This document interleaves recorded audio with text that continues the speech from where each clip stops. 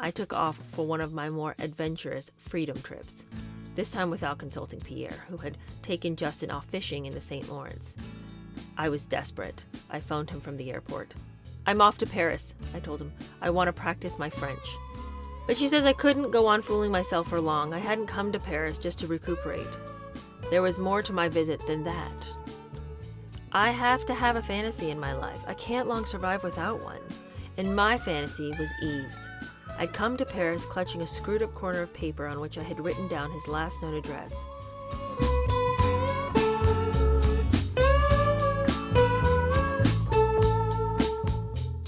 Hello, how are you? Welcome to my channel.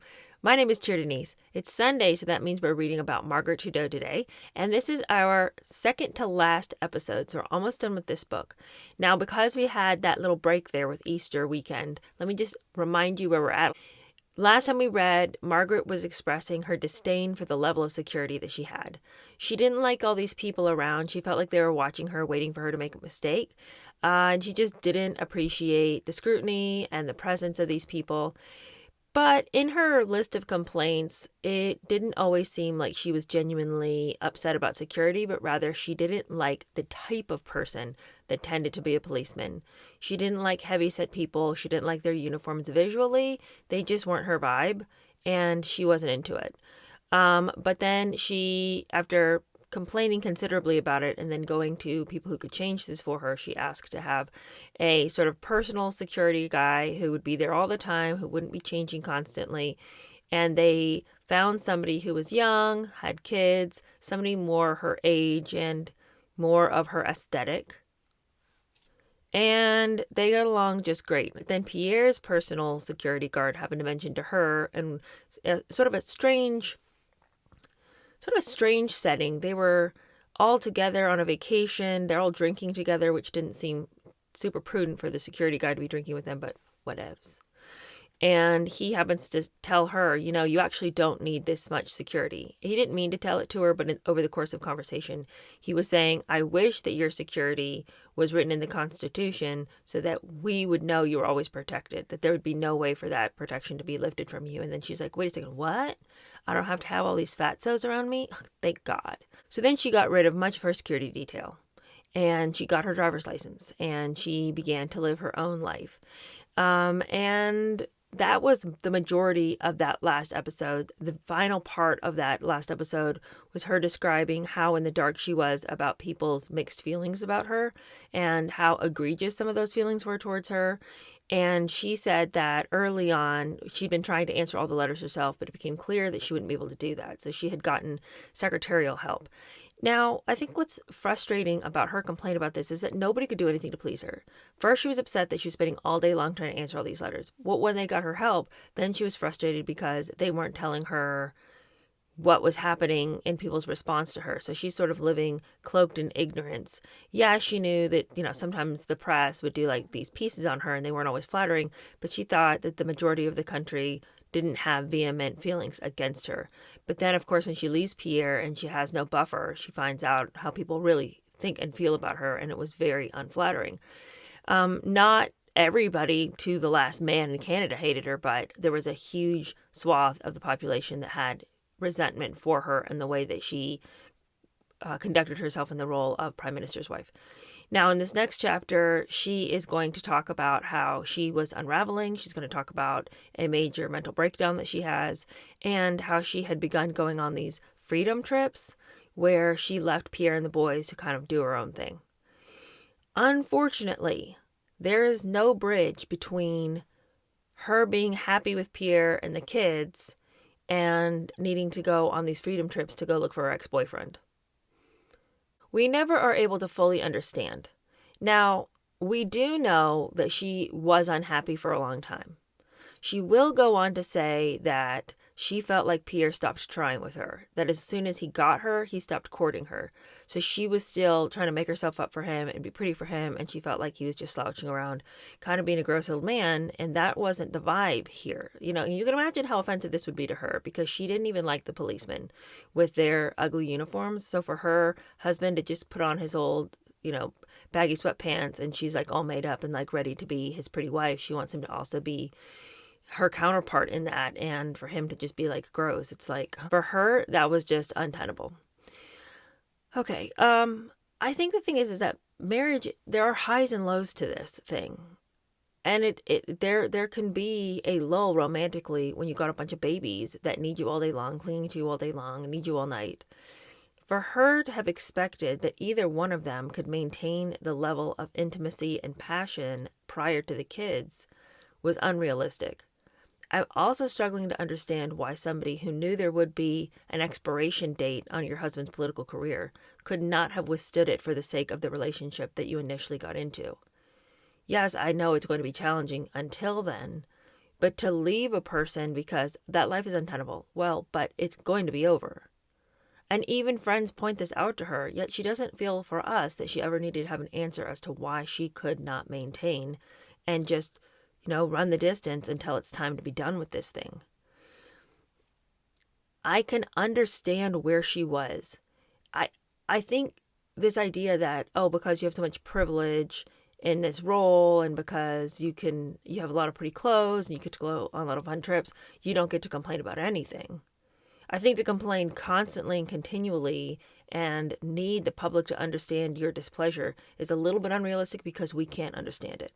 But I'm sure there are people within her sphere who could understand it, where she could tell her real thoughts and feelings. They could explain how they felt. And then that should have been enough for her to know, okay, I'm not the only person here and it will be over. But that just wasn't. And we're going to go on to read today about an exceptionally immature woman who wanted and needed to live in a fantasy land of romance. She wanted her life to be some cheesy romance novel, out of a dollar store bin.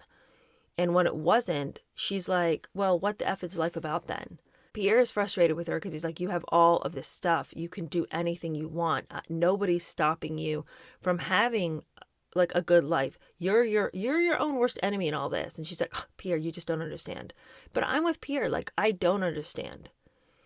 But for a little digging, she found out she could get rid of her security. She got rid of her security, but then didn't live in the fulfillment of, oh, good, okay, one of the things I hate about this life was the security. Now I don't have it. Now let me test out for a little while how that feels. But instead, she gets rid of security and then throws her whole life away.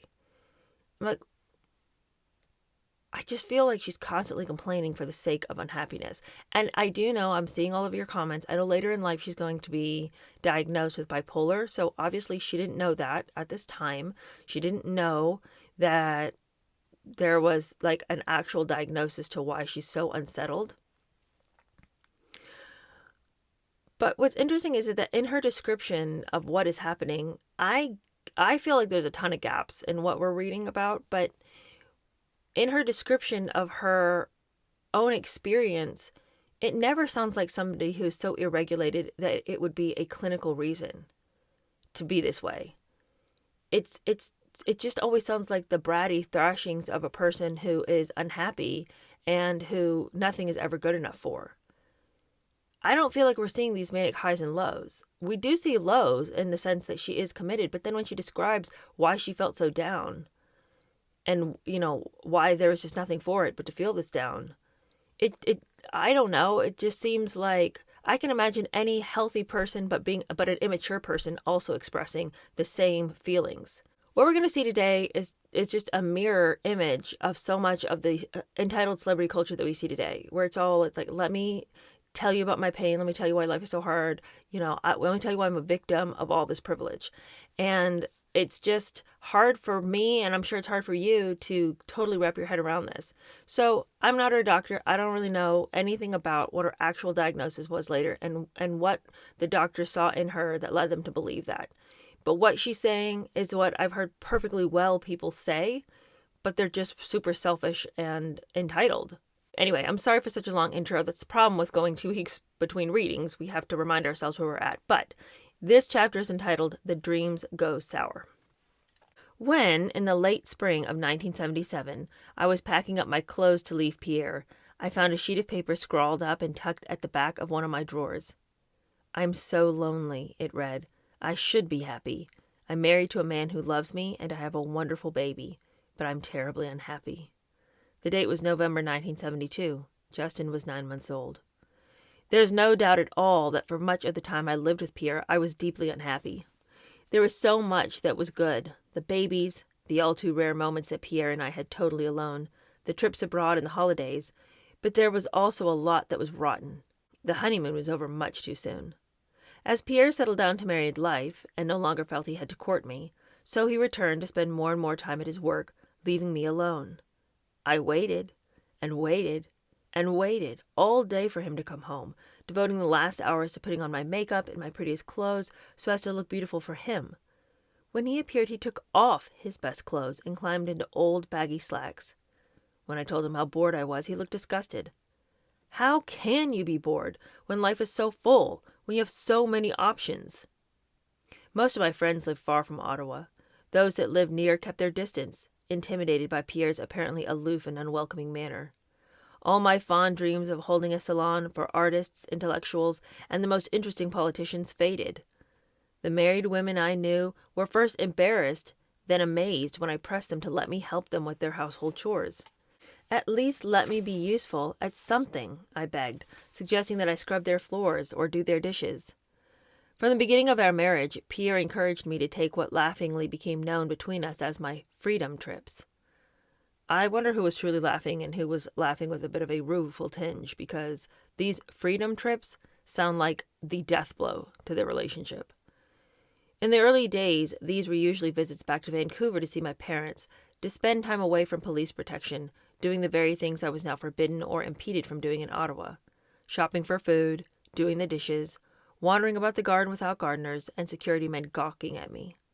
Sometimes I went further afield to Boston, New York, or even once to Rome. Pierre trusted me completely. He saw as well as I did the benefits that came from such sprees. We spoke every night on the phone. I missed him terribly, and when I got home we were very close and loving. His trust should not have been so easily given. There were, of course, happy patches. The chronicle of our crumbling love affair would be false without them. I made a few intimate friends, with whom I could laugh about the official life, and briefly forgot how much of a prisoner I was. Queen Aaliyah of Jordan was the closest of these. I met her and King Hussein for the first time when they came to Ottawa for an official visit, immediately after the 1974 election. We took to each other at once. Aaliyah was magnificent to look at, a mass of striking blonde hair, green eyes, an irresistible smile. She arrived when I was at my lowest ebb, exhausted and feeling somehow betrayed by the election campaign, despite our victory, or perhaps because of it. Within hours she had taken me in hand, forced me to laugh about our lives, poked fun at my fears. There was no formality between us. Despite her being a Palestinian born on the West Bank and me a politician's daughter from Vancouver, we were just two girls sitting and giggling in her bedroom, me in jeans, she in her invariably magnificent clothes, with trunks of silk lingerie and boxes of priceless jewels scattered about the floor. The fact that she understood what I was talking about was enough to comfort me. "You're lucky, don't you understand?" she kept repeating. "Pierre will eventually leave politics and you'll be free. Mine is a life sentence." More soberly, she wrote to me on October 17, 1974. "Dearest Margaret, I finally received your letter, and as I was reading it, I felt I was talking to myself. It's not easy to find friends, especially in our positions. If we raged and screamed, everybody would think we were absolutely crazy. But yet, I say only people who have feelings and love in them go through this. Don't overload him," meaning Pierre. "Try to control yourself, and when he is away, rage, break, scream and cry, and get everything out. That's what I've learned to do, and it helped me and my husband. I'm scared to death, too, because I'm afraid for his life. I've never felt so insecure in my life as I do now, because, as you might know, how many assassination attempts he's escaped. I only pray to God everything works out." They were brave words. Perhaps I should have followed her advice. The fact that I knew that she was having a much harder time than I was, and yet survived and kept smiling, also made my sentence easier to bear. When we went on holiday in June 1976, I found her just as exuberant, but a little worried. Her extravagance and high spirits were beginning to make her enemies in Jordan, and she was now frightened that a plan she had had to put up a monument to her daughter Haya in the shape of a community center on a prime lot of land in the city was coming unstuck. She had, she admitted to me, been rather haughty and gone ahead without permission, sending in bulldozers. The mayor was furious and determined to put a stop to it. Aaliyah was decidedly anxious. "I know I have produced a crown prince, and that's something," she said to me doubtfully. "But Hussein will be so angry." Once again we talked, we gossiped, we comforted each other. We even made plans to share a little London house where we could escape to spend holidays together. She had a fantasy that we would join the European jet set and decorate our Chelsea home with all the taste she complained was lacking in her modern palace. She wanted to buy Georgian furniture. She was quick, she was sharp, she was witty. She made me laugh with her stories. I remember she told me that she had just overheard Haya, then 3 years old, say graciously to the elder child she and King Hussein had adopted, "I am a princess." The girl had sat silent for a moment and then replied gravely, "I am the Queen Mother." Our friendship was cemented in the marvelous present of cameras that she gave me, which became my third eye, an excuse to leave the house and go walking, the means of being not merely a participant but a fly on the wall at official functions, as I was in Cuba. I saw her far too seldom, but it was enough to know that she was there. Our relationship became almost telepathic. The days I was most depressed were always those on which my phone rang. "Margaret, are you all right?" Apart from my close friendship with Aaliyah, I also had some increasingly good times pursuing interests of my own, forwarding causes that I personally believed in. In March 1976, having weaned Misha, I went to California to attend a conference at which Krishnamurti, Eve's guru, a deeply spiritual man, was speaking. Okay, so it's her ex-boyfriend's guru? I don't know if it was this instance that sparks this sudden desire to go back and be with Eve. I don't know. But she says that she spent 5 days there as Margaret Sinclair, so her maiden name, listening to him talk about the evils of structure and authority and how guilt is a man-made emotion. It's like the devil's whispering in her ear. All thought leads to sorrow, he constantly reminded us. I came away more convinced than ever that Pierre's solution to subjugate everything to reason and will was wrong, and that mine, to live from moment to moment, was right. I feel like Margaret is constantly going to sources that are going to justify and substantiate the feelings she already has. I don't think she's going to somebody who's going to push against her natural inclinings and leanings, because she wants somebody to tell her that reason and considering a thing and sometimes having to go against what your fleshly desire wants. She doesn't want to hear that. That's all part of this patriarchy, hierarchy nonsense. No. Let's all latch on to this thought. All thought leads to sorrow, so thinking is a mistake. If we're going to live happy lives, we have to check our brain at the door. I feel like this is like some of the worst things I've ever heard. Guilt is a man-made structure. Okay, if I kill someone and feel guilty about it, I don't think that's a man-made structure. If I steal from somebody, if I lie to somebody, if I cheat somebody, if I'm constantly angry at what I don't have and feel like I am owed the desire and the need to take from somebody else, if I do all these things and then later feel bad about that, if I break this covenant that is in my being as a human being, not to violate someone else and then feel guilty about it, I can assure you that that is not a man-made structure. Anyway, but let's not think about anything and let's not feel bad for anything. And let's not have any structure or authority. Let's all go be freewheeling devils into the wind. Because that'll make for tenable society. Anyway, she comes back from listening for 5 days as to why all her worst instincts are correct. And the book says, "Why don't you use your mind?" argued Pierre bitterly on my return. "You're perfectly intelligent." Later that year, I got involved in the UN conference on human settlements in Vancouver and campaigned with Barbara Ward for clean water. "You're like a lovely pot of honey. All those busy bees of the press come rushing to you whenever the lid is off," Barbara Ward said to me somewhat fancifully. "Why don't you find a message and push it?" So I carried buckets of water with the best of them and started talking about pollution and the environment, and not whether or not I should be wearing my pink Valentino dress to a dinner with the Queen. Even so, it had begun to be clear to many Canadians that I was not temperamentally suited to the job of First Lady. Not long after Pierre and I were first married, the strains of the life had begun to show. I became nervous, jittery, unpredictable. Even my children could not always distract me from feelings of acute tension. My actual breakdown, when it came, was also a relief. Phony as it was. Phony as it was is an interesting phrase, especially when she does not describe to us how it was phony. Is she using that term in a different, nuanced way of the time? What does she mean by phony? I hear phony and I think that means fake. Is that not what she means? We'll never know. She doesn't describe it. Do you know something? After the 1974 election, when Queen Aaliyah had been to Ottawa and gone home again, I took off for one of my more adventurous freedom trips, this time without consulting Pierre, who had taken Justin off fishing in the St. Lawrence. I was desperate. I phoned him from the airport. "I'm off to Paris," I told him. "I want to practice my French." Why don't you just go step on over to Montreal? There's an idea." Characteristically, he said at once, "Yes, by all means, off you go." I'd forgotten my passport, but bluffed my way through Orly Airport without one, using a special paper given to me by the airport authorities, only too happy to be of service. Once I reached Paris, I booked for a night into the Hotel Georges Sec.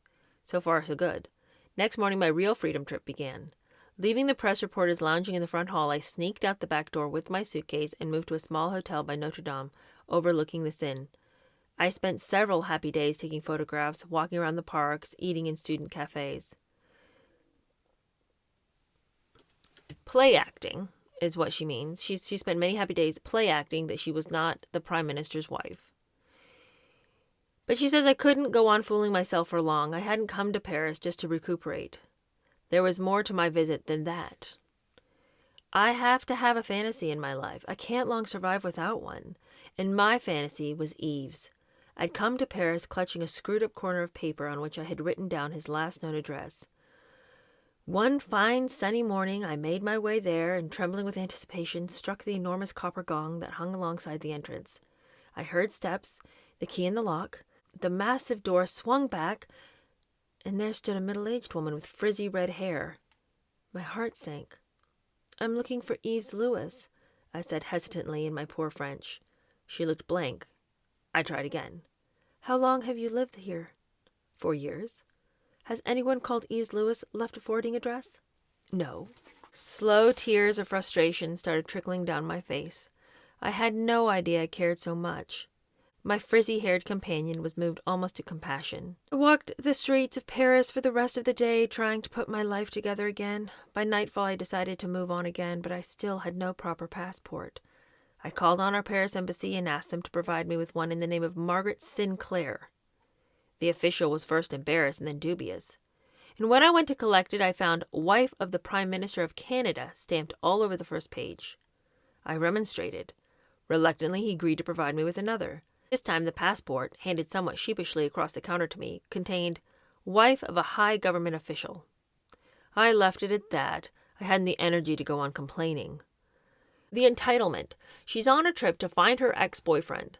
She's apparently lived a fantasy to such an extent that it drove her to jumping on a plane as soon as her husband took their little boy on a fishing trip to go to Paris to quote-unquote work on her French. Really, she's attempting to find her ex-boyfriend. And she has the gall to be annoyed at the authorities because they won't hand her over a passport that helps her in this great ploy against her husband. Golly, I said give me a passport in my maiden name. Why should you? That's officially not it. Your name is officially not Margaret Sinclair. Legally, they should not provide you with this documentation. And to sidestep this incredible breach of legality, they decide to put at least "wife of the Prime Minister of Canada." And didn't I tell you this is not going to do? No, do it again. Then, on the second go-around, when they try to give you some kind of definition as to who you are in society because you want to go by a fake name, so they have to put some kind of identifying qualifier there, you're still offended that they would have to do their job. Is this some of that structure? Is this some of this hierarchy that you were told by the guru just wasn't the way one should live their life? This is why these destructive ideologies and philosophies are the cause of so much breakdown in our society, because we have weak-minded people who just want to go by their worst instincts and think that because some kind of religious, spiritual person gave them this shoddy, shitty advice, that now they are entitled to it, and they have to be these bastions of strength against the predations of authority, that because they've gotten this inner look into this idealized world in which nobody tells you what to do, they have to march into every situation and be, quite frankly, a bitch. Because if they don't, they're letting down their inner self that was guided by the guru who told them that you just need to break down and destroy any means of authority so that you can become your better self. Remember, thinking is the enemy. Okay, so after she gets done freaking out on the people just trying to do their job, she says that armed with her new credentials, she caught a plane to Athens. Greece had a shrine of sorts for me. I went to see the village where Eves had been at school. Then I moved on to Crete. There was nothing sinful or sinister about my trip. I simply needed to be on my own. Keep writing your crazy story, Margaret. There actually is something sinister about your trip.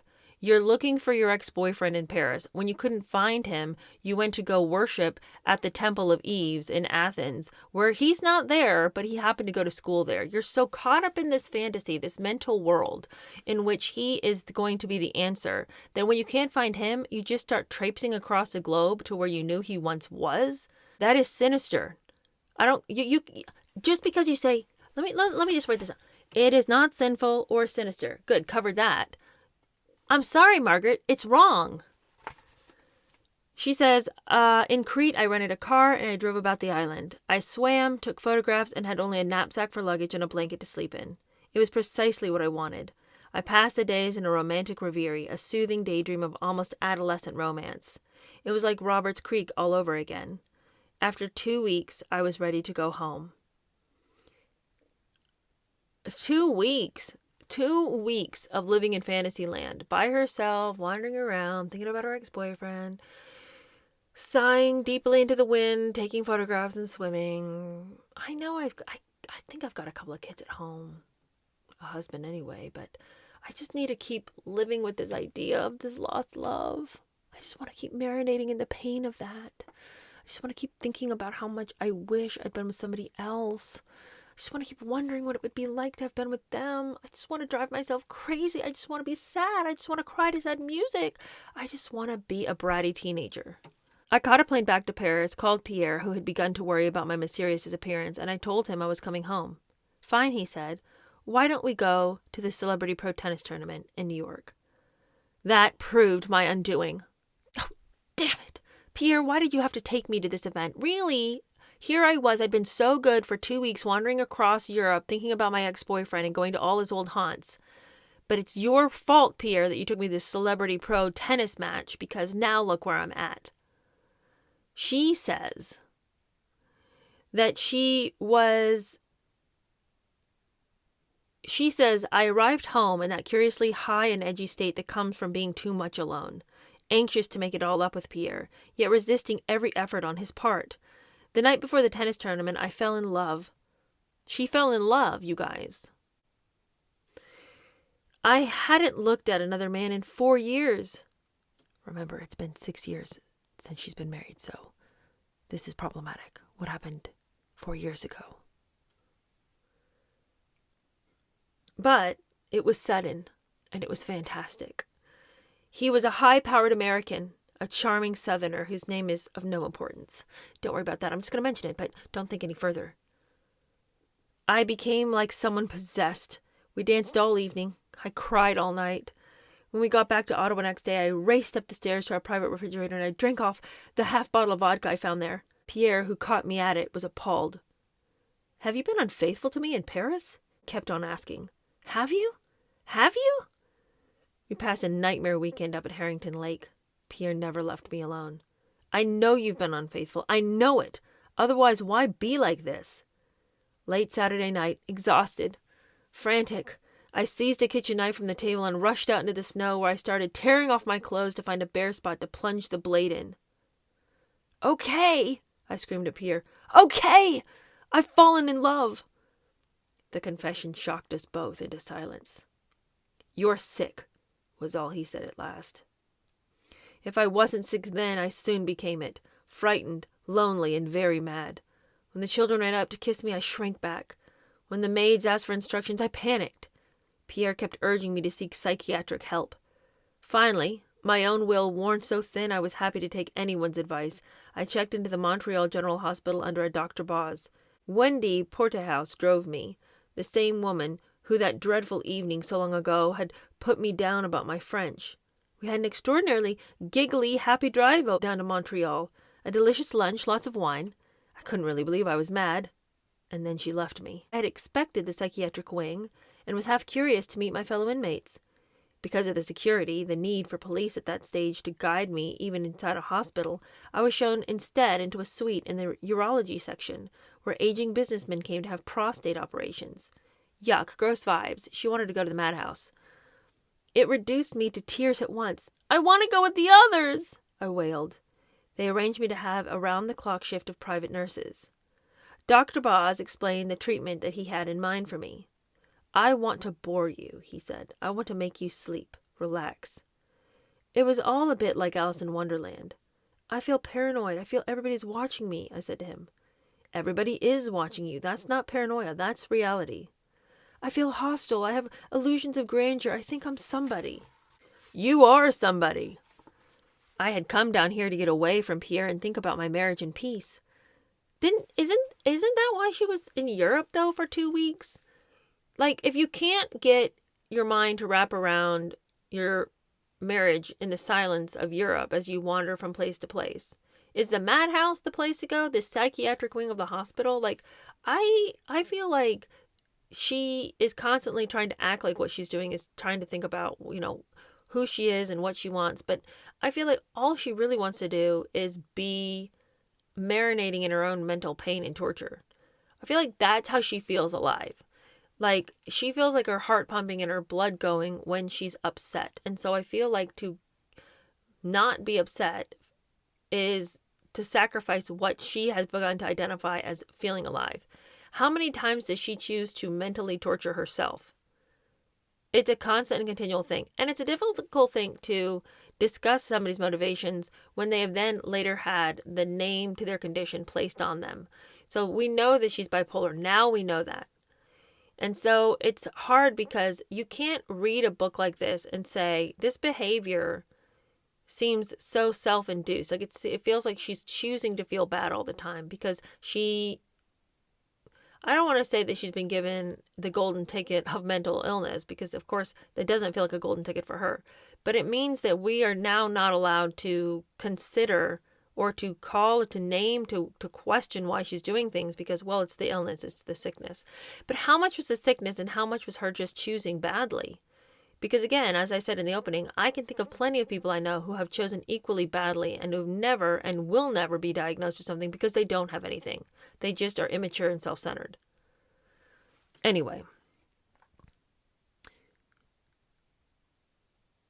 She says, I found myself constantly watched by nurses and fed pills that made my tongue swell and my mind sag. While there, Pierre's brother, Tip's wife, Andrea, came to see me. She was effusively loving and bore baskets of grapes for me. The tales Andrea took home, fanciful as they were, contained enough to send Tip to the phone to assure Pierre that I undoubtedly had a lover. That night I would have thrown myself from the window had there not been bars across it. It earned me my second shot of morphine in my life to ease the pain. Though not my lover, my American friend called me every day. I sometimes felt that only he and Aaliyah could understand what I was going through. Well, maybe you're not physically sleeping with him, but lover he is. Because he has replaced the affections of your husband. You would rather talk to him than to Pierre. Pierre is his old man in his gross saggy pants. He just wants to work all day. But the Southern American, that's where she wants to cast her lot. So again, what the semantics here? Well, he's not my lover. Well, under what definition, Margaret? Just like, well, I took that trip looking for my ex-boyfriend, but there was nothing sinful or scandalous about it. I think if you ask 100 people, 98% of them will say, you shouldn't have left your family to go wander across Europe at all the haunts of your ex-boyfriend since you couldn't find him at his home. I don't think that is defined as anything other than odd and bad behavior for a wife. And that'd be bad behavior for a husband. If a husband decided to go to Europe and like hunt for his ex-girlfriend and go and when he couldn't find her, go and, spend time in all the places that he knew that she'd once been just to be there. Like eyebrow-raising behavior. So she's a real fan of telling us what we need to think about the situation she's telling us. And here she is trying to tell us that this guy who calls her every night is not her lover. But, she says, gradually I began to take a tentative hold on myself. I weaned myself off the tranquilizers and flushed my daily dose down the lavatory, thus clearing my mind to think. I kept sane by questioning the nurses about their own lives and brewing myself up little pots of what Dr. Boz, smugly seeing recovery in my domestic chores, took to be tea, but were in fact sweet potions of marijuana. I took photographs in the hospital grounds. I wrote to Aaliyah. One Sunday the hospital priest came to talk to me. His words electrified me. "Whatever are you doing here?" he asked contemptuously. "You should be home with your children." So she says it settled it for me. I called Dr. Boz. I asked him whether I was committed. He said no. So I summoned my policeman and prepared to leave, but not before I consented to make an appearance before the journalists who had been thronging the hospital grounds like vultures since my arrival, reporting that I was in hospital for an abortion. I was thin, disheveled, and gaunt. "Why don't you leave me alone?" I asked them. "Can't you feel any compassion for me? I don't know how long I shall be here, but I'm suffering from severe emotional stress. Please go away." They went, and rather to my surprise, my statement brought me sympathy, encouragement, and flowers from every corner of the country. The mental health associations praised me for my honesty, and fellow sufferers wrote with understanding. I received 3,000 letters. "Take up a hobby," said one woman. "Bake bread," said another. "Start singing," said a third. "Good luck," said many more. They gave me heart to go home. The most heartening came from the Canadian writer Gabrielle Roy. "Dear Mrs. Trudeau, I saw you and listened to you last night on television, and I was deeply moved by the note of sincerity that rang through all your comments. Television has not accustomed us to such frank and soul-bearing remarks. I also had the impression that you were not talking for yourself alone, but on behalf of all women, that you were speaking for each one of us, all more or less enchained." Why are we as women all more or less enchained? I'm not! And I resent anyone telling me that because of the virtue of my gender, I am enchained by what? What am I enchained by? My own inability to crawl out of my fantasy land? I mean, who is chaining me? Don't you dare tell me that because I am a woman, I am destined to a lot in life in which somebody else has a boot on my neck. They don't. They never will. Okay, so this is just hogwash. He writes and says that we're all enchained more or less because the moment we love, do we not fall into a sort of slavery? Doubtless men do too. Who's truly free? But less perhaps than women, for whom love is the center of life and who are thus the most vulnerable of creatures. Because all these ditzy dames that just can't get our heads out of our asses because we're just so in love. As I was listening to you, delighted to hear so many truths said in so few words, I thought that women's plaint through the years and through the ages, so long silent, that women's age-old revolt that only love has ever overcome, had found in you a modern expression. What I appreciated most during the interview is the fact that you did not seem to be sorry for yourself, but for mankind, poor mankind. It was like a tender prayer, a wish that life would be different, and you said, but one must face reality. A Greek woman would have said, fatality. One must face fatality. And I wondered if young women like you, full of the greatest courage there is, that of telling the truth, did not do more than governments to change the world. Gabrielle Roy seems like she's kind of confused too. See, what is this? Look, I'm not opposed to having emotions, thoughts, feelings. I get it.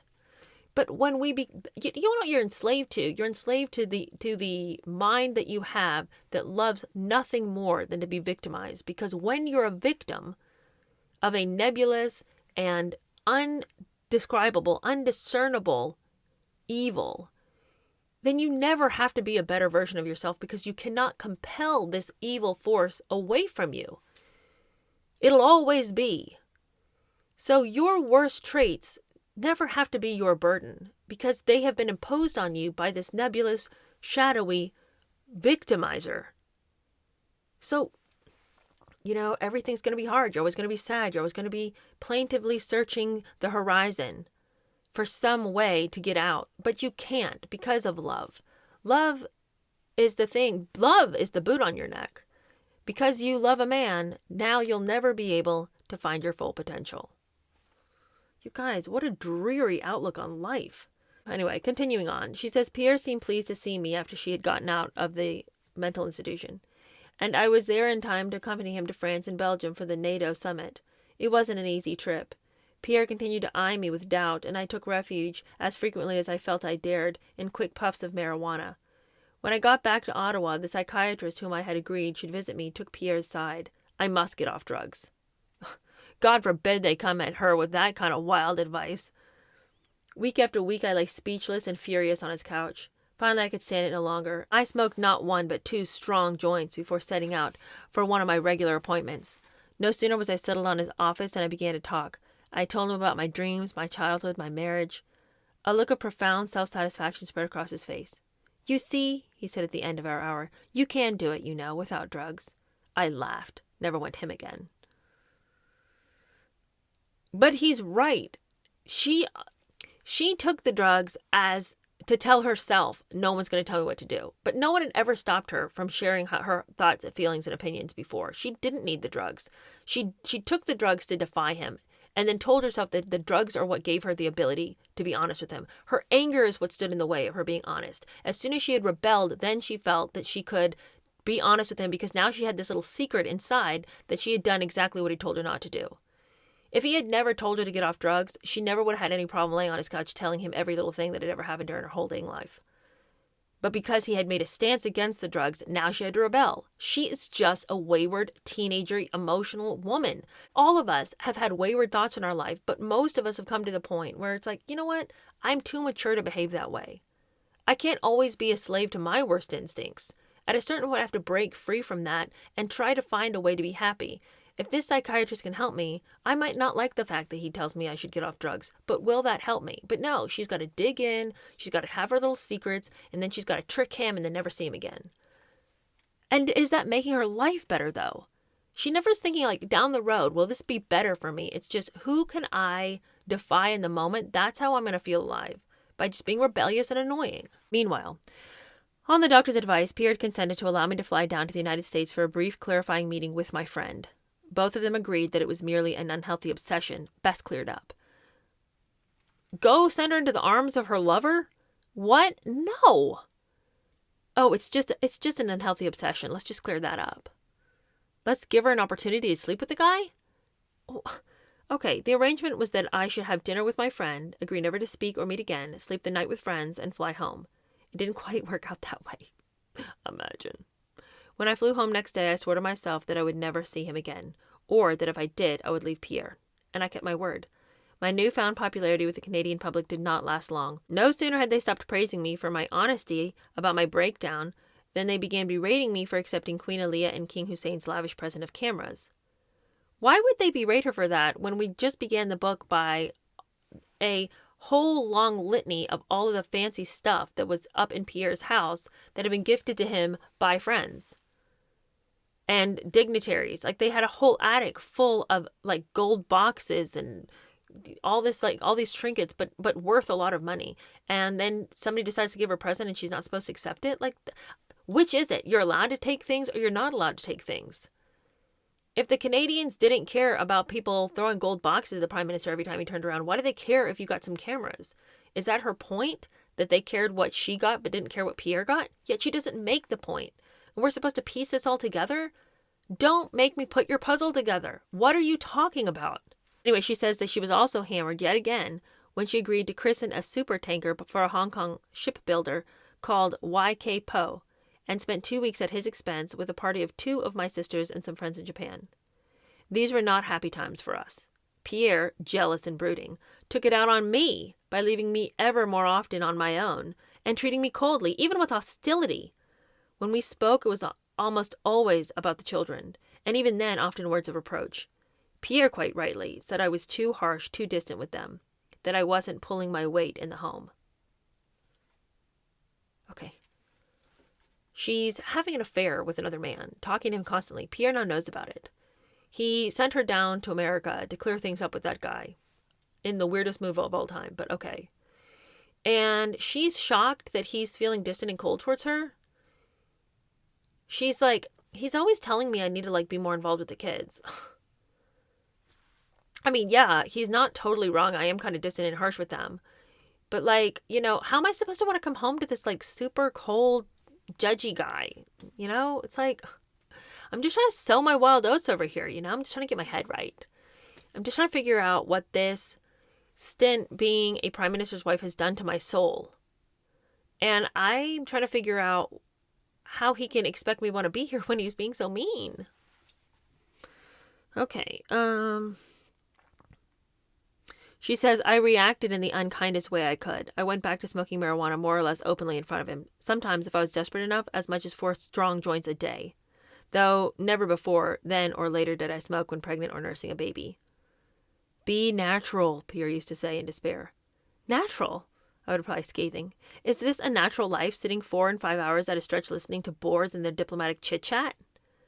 It became so that Pierre, on arriving home from the office, would come up not to kiss me, but to sniff me. I brushed my teeth, washed my face, and put on scent, but I couldn't stop the distinctive smell of grass lingering in my hair. From the day I married Pierre, we fought about money, pleasantly enough at first, but it proved the material for the most bitter rows of our later years. Early on, he gave me $600 allowance a month to cover everything except major bills. When that never seemed to last the whole month, he doubled it, offering me half his official salary after taxes. My weakness was clothes. On an early freedom trip to Rome with 2 close friends, Arthur Erickson, the architect, and Francesco Crickpax. 2 men, it would seem. She says I had been swept away by the Italian fashions and returned home with $10,000 worth of dresses, Valentino models, Lucenti silk dresses, trunks of shoes, bags, hats. I was the best-dressed woman at the 1972 Commonwealth Conference, but Pierre was not amused. Most of my clothes came from Creed's, the best shop in Toronto, where, defying Pierre's wrath, I simply let my bills run up. The Creeds were family friends, and Simone knew my taste to perfection. Like all Canadians, she assumed Pierre was immensely rich. Just after my breakdown, on her own initiative, she sent a box of clothes she knew that I would like to 24 Sussex. Pierre let me keep them, but warned it would be the last time. 2 Christmases later, just as I was wrapping the staff presents, an enormous package was delivered. Thinking it was something I'd ordered, I opened the box and discovered inside the most splendid white parka jacket covered in appliques of birds and trimmed with ermine. Dear Pierre, said the accompanying note, I know you don't have time to shop. I thought you might like to give this to Margaret for Christmas. It was signed Eddie Creed. When Pierre came home that night, I confessed that I had opened a parcel addressed to him by mistake. He read the note, and without asking me whether or not I liked the parka, ignoring the fact that I'd been hinting for one for ages, packed the box up again and sent it straight back. I never forgave him.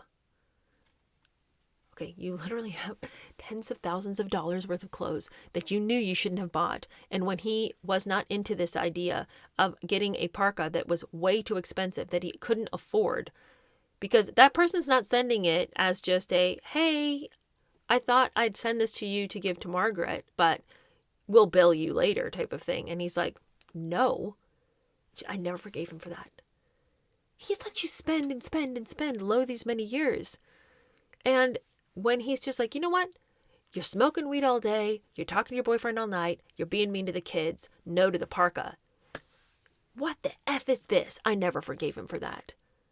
Margaret, like, I don't buy these little, like, tidbits she'll throw into the bug of, well, you know, he was kind of right, but. Because what she wants us to hear is the part after the but. She says a few things to kind of lure us into the idea that she can see her behavior for what it was. She can't. She cannot. She's just trying to make this tale more palatable for you. Anyway, she goes on. She says, I never forgave him. Why, I asked myself, should Aaliyah have an open account with Valentino and a hairdresser to accompany her on state visits, while Pierre checked on every dollar I spent and seemed to begrudge me the smallest luxuries? Oh, I don't know, because she's a queen and you're just a prime minister's wife? Could that be it? Aaliyah was never humiliated over small bills. It wasn't as if Pierre didn't appreciate me looking good, and indeed complained when he considered me unsuitably dressed. Misha's birth was a brief, happy interlude in a pattern of increasing unease. It wasn't only that I hated life. I hated becoming a hateful person myself. A spoiled little bitch. Well, she's not wrong, so how can she be so right sometimes, but then keep defending herself? I sulked if I was asked to attend a boring reception and said that I couldn't go because I had a spot on my dress. I soon noticed that at parties people wanted to hear the Prime Minister's wife talk, but they didn't really listen to what I said. So I talked and talked and talked. I came to like the sound of my own voice. We can tell. The colder Pierre became, the more hysterical I got. I took it out on the children, and I couldn't stand it when the baby cried, calling out for a nanny to come and deal with him. I refused to take them out any longer on little outings, gradually relinquishing their care almost entirely to the hands of staff. I was quick to lose my temper and take offense. One day, a new maid asked to prepare a light lunch, cut an avocado hours before the meal, so that by the time I got to the dining room, it was brown and lank. I seized it from the dish and hurled it at the wall. Because the avocado was brown? You guys... She knows that this is not appropriate behavior. She gets that. Okay. I can't understand how I'm supposed to be sorry for her because she berated a maid because the avocado was brown. You guys, if Meghan Markle down the road is diagnosed with bipolar, would any of you cut her a break? Would any of you be like, oh, so she was so ratty to Catherine, she was so mean to the staff that the Queen had to interject and speak to her because of the way that she just cut a gardener in half with her tongue? Would any of us forgive the behavior that we've seen? No. I don't know what my position is supposed to be, knowing that she, was later diagnosed with bipolar, because I'm looking at somebody who just threw their lunch across the room because the avocado was brown. That doesn't sound like bipolar to me. That just sounds like you're a raging bitch because everything isn't perfect the way you want it to be. On another evening, Pierre came home to find me screaming at the boys like a fishwife. Only Mary Alice Conlon, the ex-nun, who by now had replaced Tom MacDonald as a housekeeper, made 24 Sussex tolerable. She was a gentle, efficient woman, and she did all in her power to make it easier for me. When we held her wedding reception at the house, I felt as if I was handing over to her my burden of marriage. She was now the bride. One day I did what in Pierre's eyes was the unforgivable. We were having a frosty argument about clothes, and suddenly I flew into the most frenzied temper. I tore off up the stairs to the landing where a Canadian quilt designed by Joyce Wayland and lovingly embroidered in a New York loft with Pierre's motto, "Reason above passion," was hanging. Shaking with rage and my inability to counter his logical, reasoned arguments, I grabbed at the quilt, wrenching off the letters, and hurled them down the stairs at him one by one, in an insane desire to reverse the process, to put passion before reason just this once. Pierre was icy. Vandalizing a work of art? How low could I sink? Hildegard sewed them all on again, invisibly and without comment, the next morning. All of it seemed beyond reason to me. The end came in a series of inexorable steps. We had a bleak Christmas on the island of St. Lucia, the prettiest of all the Caribbean islands, like Tahiti, volcanic and lush, with crumbling old colonial buildings. It could have been marvelous. Instead, Pierre and I lived locked in our own private nightmares, made all the starker by the luxury around us. We swam, lay on the beach, played with the children. I read Carlos Castaneda and wrote pages and pages of letters to Eve, letters I never sent. This girl does love a fantasy. She didn't lie about that, but I think it's so strange that she knows that she needs a fantasy to live in. She knows the word. It isn't that she even thinks that these are actually going to happen. She knows their fantasy. She knows she's living in one, but she doesn't want to get out of it. She is in this beautiful place with her husband, with her kids, who she knows she's at odds with, but she keeps choosing this pretend world with the old ex-boyfriend who she's not even in contact with anymore. It would be inappropriate, but at least understandable, if she was spending so much mental energy on somebody that was in her life. But this is all attributed to a man that's not even here. Pierre had long pressed me to pursue some interest of my own. Write, he kept saying. How could I write when I knew that everyone who read my words would try to see in them some deeper meaning? On returning to Ottawa, I finally enrolled at the Algonquin Junior College to study photography. It was a highly technical course, and so long away from the company of students I felt shy and inhibited. My studies were hardly serious, but they gave me the courage to believe that I could perhaps make a professional world for myself again. Pierre had me followed to make sure that I was attending school. I was. In early spring came our state visit to Washington, D.C. I made a brief trip to the United States, first to open an exhibition of Canadian artists at the Smithsonian Institution.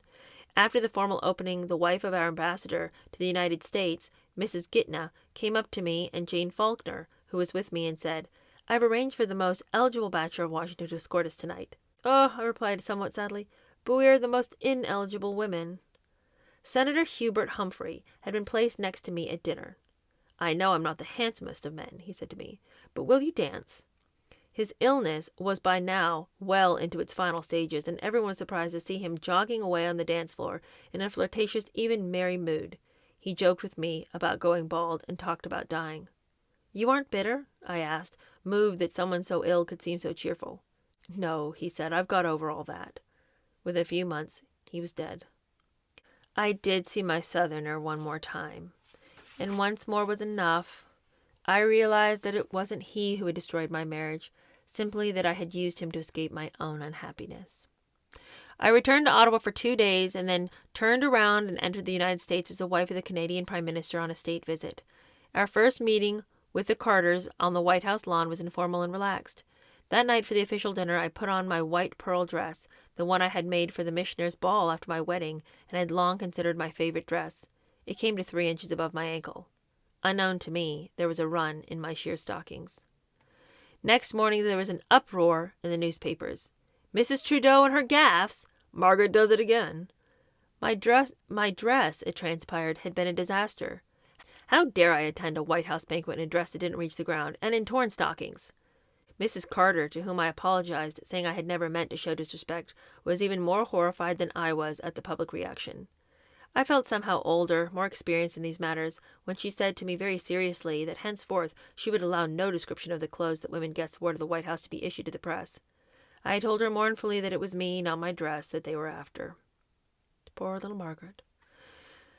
I mean, she is right. It had to have been her they were after, because the dress is not inappropriate. It is unfortunate about the tear in her stockings. And obviously she wouldn't have worn torn stockings had she been aware of it. Nobody wants to wear torn stockings. So it does seem, there is this thing that happens with a celebrity who people don't like. They are unfairly chastised for things that are clearly not part of the narrative of why you dislike them. There are reasons why you dislike them. But to pick apart every tiny little thing they do as though that too should be included in the narrative, that's low-hanging fruit, small potatoes. Don't go after it. If you have something to criticize a public figure about, do that. But there's no reason to act like, and can you believe that she put on torn stockings, as though it was a purposeful move? We returned to Ottawa once more, and at the front of my mind was my earlier pledge that if I ever had anything to do with my Southerner again, I would leave Pierre.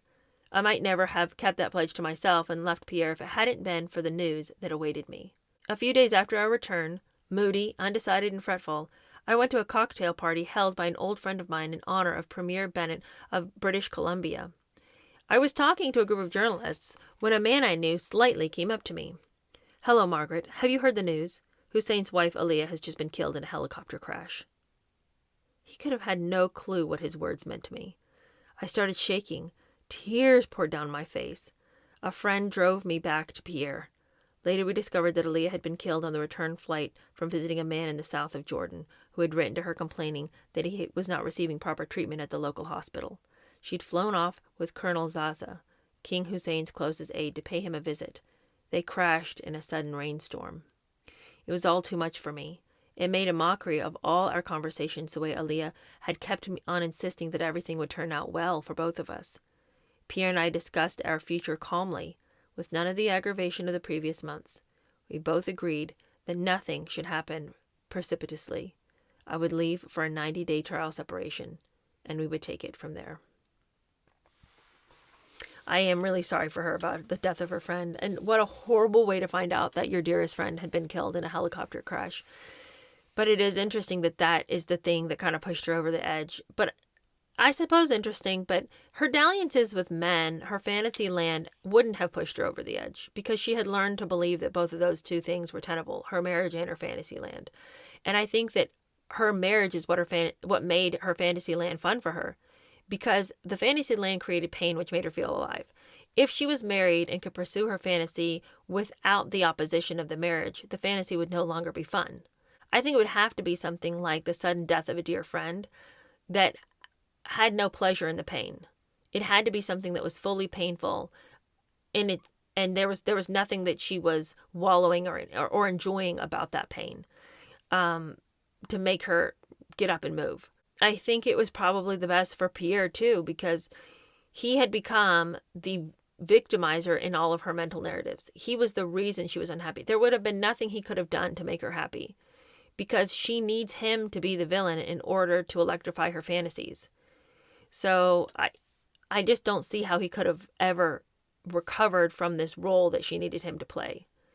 When she needed him to be this, not a knight in shining armor, because I don't think she disliked her existence before she met Pierre, but when he rode into her life and the romance and fantasy and the joy was having this mystery romance, this special, important man take interest in her and want her, that was more than enough to fulfill all her desires of life being different and exciting.